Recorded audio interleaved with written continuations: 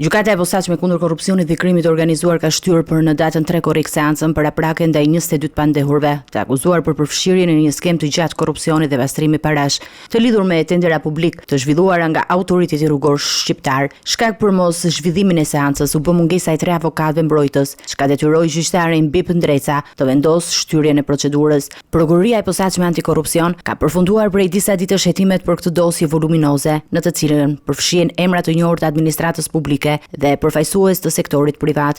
Në listën e pandehurve janë edhe ish drejtori i ARSH Servis Berberi si dhe 2 bashkëpunëtorë të tij të afërt, Valter Begaj dhe Ervis Lami, që aktualisht ndodhen në masën e sigurisë arrest me burg. Pjesë e procesit penal janë edhe 19 persona të tjerë, mes të cilëve zyrtar, ish zyrtar dhe punonjës të nivelit të mesëm e të lartë, të cilët po gjykohen pa mas sigurie. Në dosjen e SPAK përfshihen edhe 2 shoqëri private, Net Group dhe Dam, që dyshohet se kanë përfituar në mënyrë të parregullt kontrata publike.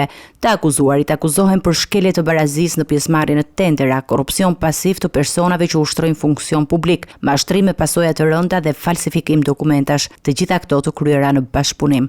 Sipas SPAK, ky është një nga rastet ku rrjeti i lidhjeve nëpërmjet administratës publike dhe kompanive të favorizuara është dokumentuar në mënyrë të qartë, duke dëshmuar abuzimin me fondet publike dhe deformimin e konkurrencës së lirë në tendera. Procesi pritet të zhvillohet në një klim të ndjeshme publike për shkak të përmasave të skandalit dhe numrit të lartë të përfshirëve në hetim.